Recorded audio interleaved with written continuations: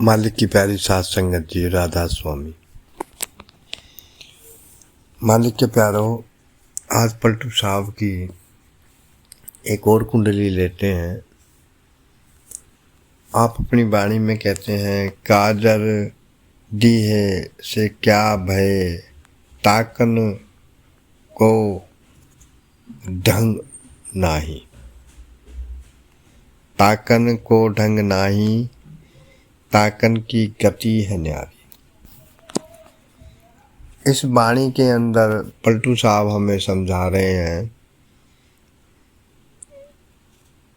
कि आँखों में काजल लगाने का क्या फ़ायदा है जब हमें एक नारी को निहारना ही नहीं आता, तिरछे नैनों का इस्तेमाल ही करना नहीं आता, तो काजल लगाने का क्या फ़ायदा।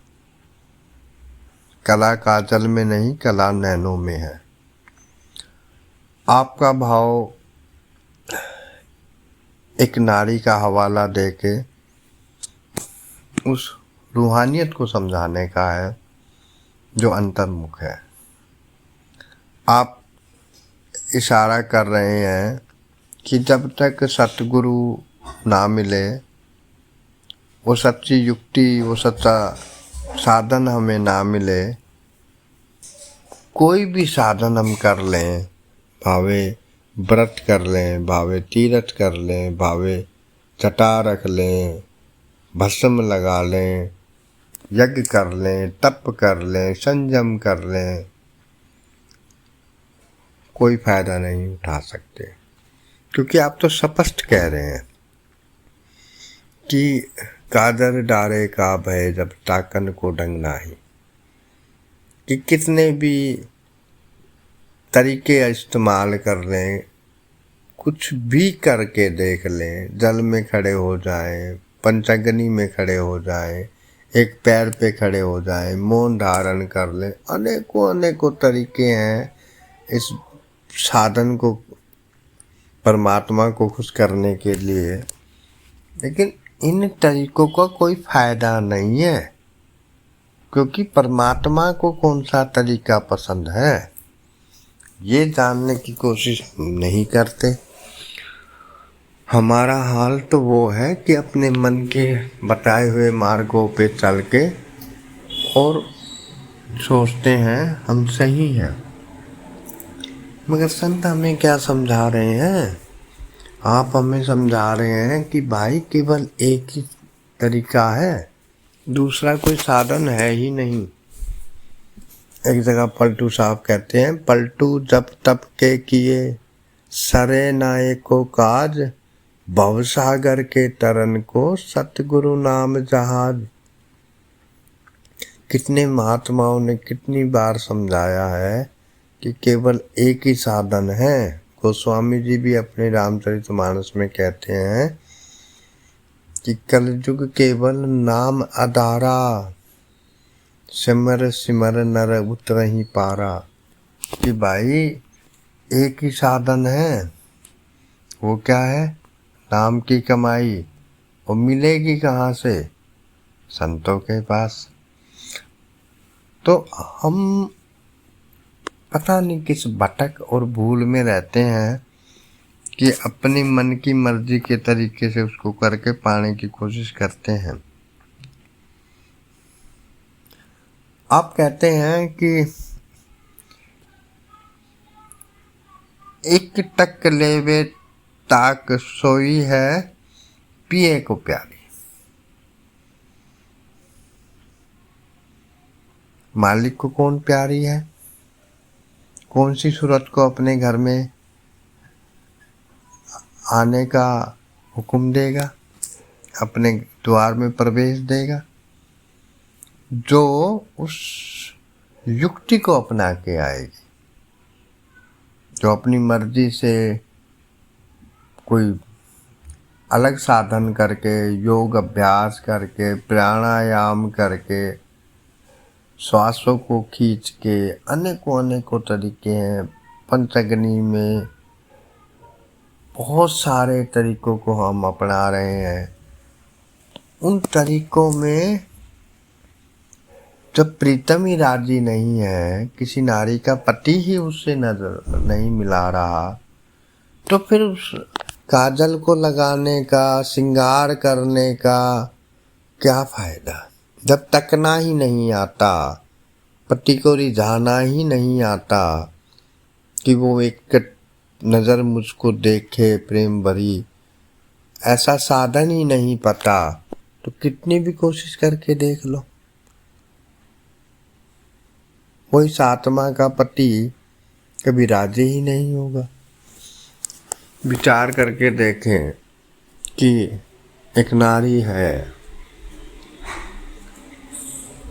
उसका रहन सहन, उसकी बोलचाल में कोई रस ही नहीं है, और वो कितने भी श्रृंगार करे तो क्या पति उसको देखेगा? कोई बहन, कोई बेटी अगर अपने जीवन साथी को, अपने पति को श्रृंगारों के जरिए रिझाना चाहे तो क्या रिझा सकती है? जब तक वो उसको प्रेम, रेस्पेक्ट ना दे। ऐसे ही, या उसका कहा ना माने, हजूर समझाया करते थे कि भाई पति को कौन सी पत्नी पसंद है, पति को खुश करने के लिए पत्नी को क्या करना चाहिए? उसके कहे में रहे, उसका आदर करे, उसकी बातों को माने, वही पत्नी अपने पति को खुश रख सकती है। तो जुबान जो अपने मन के कहे चले, बदतमीज हो, वो उसे कैसे राजी कर सकती है? तो यही पलटू साहब समझा रहे हैं कि भाई आप कितनी भी कोशिश कर लीजिए, बिना युक्ति के, बिना गुरु के बताए मार्ग के आप उस पति परमेश्वर को कभी भी खुश नहीं कर सकते, क्योंकि आपको तकने का तरीका ही नहीं पता। श्रृंगार कितने भी कर लो, तरीके कितने भी अपना लो, मगर उसकी खुशी किस में है ये तो जानना पड़ेगा। कहते बिन ताके कोई काम, लाख कोई नैन सवारे। कहते हैं ताके में है फेर फेर, कादर में नहीं। आप फिर वो इशारा कर रहे हैं कि जो खास बात है ना, वो तकने में है, देखने में है, काजल लगाने में नहीं है। यानी अलग अलग साधनों में वो बात नहीं है, जो संतों की बताई युक्ति में है, जो उनके बताए हुए तरीके में है। मगर हम तो अपने मन की इच्छाओं के साथ चल रहे हैं। जो मन हमें साधन समझा रहा है, माला फेरो, सुबह उठो, नहाओ, संयम करो, पूजा करो, अनेकों अनेकों धर्मों के अलग अलग साधन हैं, सब अपने हिसाब से कर रहे हैं। लेकिन मालिक को क्या पसंद है, कभी विचार ही नहीं आता, कभी महसूस ही नहीं होता कि संत महात्मा अपने अनेकों धर्म ग्रंथों में लिख के गए हैं कि पहला साधन, पहली जो मंजिल है वो गुरु की प्राप्ति है। एक जगह स्वामी जी कहते हैं, खोजो री कोई सतगुरु प्यारा खोजो, जगत में दुर्लभ रतन यही। हमारी सबसे पहली खोज गुरु को खोजना है, ऐसे गुरु को खोजना है जो नाम की कमाई सिखाए, जो शब्द की कमाई सिखाए। मगर हम उन्हीं पुराने रिवाजों में, पुरानी रीतियों में, और वो रिवाज और रीतियाँ भी संतों ने ही हमारी कमजोरी और हमारी ताकतों के अनुसार हमें समझाई है। वो रहनी है, वो हमारा रहन सहन कैसा होना चाहिए ये संतों ने समझाया था। साफ सुथरे रहना, चरित्रवान रहना, मेहनत की कमाई खाना, ये हमारी रहनी है, ये भक्ति नहीं है। भक्ति तो संत सिखाते हैं, भक्ति का साधन संतों को पता है। जब हम उनके बताए साधन के अनुसार भक्ति निभाएंगे तो हमें पति को तकने का सही तरीका आएगा। वो बताएंगे कि हमें कहाँ तकना है, कैसे तकना है, कैसे रिझेगा, कैसे राजी होगा। मगर हम हैं कि मन के कहे चलते हैं। तो पहला गुरु को खोज करना ही हमारा जीवन का मूल उद्देश्य है। एक जगह रविदास जी महाराज कहते हैं, हर तो हर जगह बसै, हरि जन मिले न कोय, जिन जिन जन को हर जन मिले, हरि ते मिला होए। और कबीर साहब तो ये साफ कह रहे हैं, गुरु गोविंद दोऊ खड़े, काके लागू पाए, बलहारी गुरु आपने, जिन गोविंद दियो बताए। कौन बताएगा परमात्मा के बारे में? जो परमात्मा से मिला होगा या परमात्मा का रूप होगा। मेरे घर का भेद मैं ही बता सकता हूँ, किसी और की क्या हस्ती, कहाँ पे क्या रखा है, कहाँ रसोई है, कहाँ कमरा है, कहाँ क्या है, कहाँ लमीरा है, ये तो मैं बता सकता हूँ। मेरा एड्रेस किसी की ताकत नहीं जान ले अपने आप।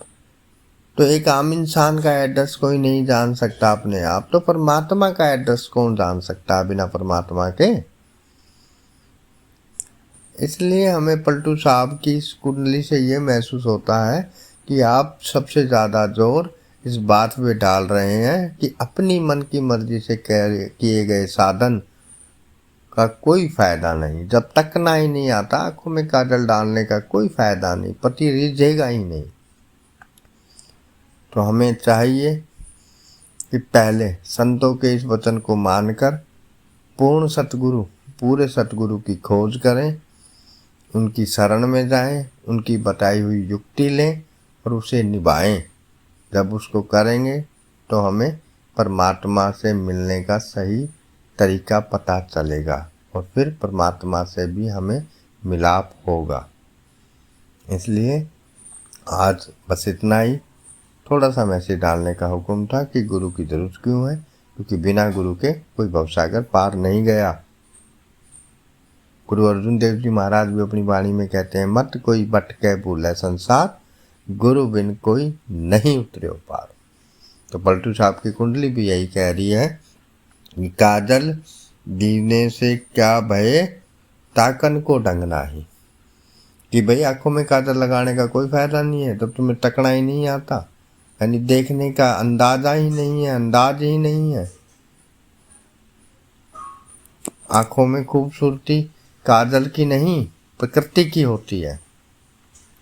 परमात्मा ने आंखें अगर सुंदर बनाई हैं तो काजल से और ज़्यादा सुंदर लगती है, लेकिन परमात्मा ने सुंदर नहीं बनाई तो काहे से सुंदर लगने लगी। इसी तरह जब तक तकने का ढंग नहीं सीखेंगे, यानी कि वो युक्ति नहीं लेंगे, हम उस सही साधन को नहीं लेंगे, तब तक हम उस परमात्मा को कभी नहीं रिझा पाएंगे। राधा स्वामी।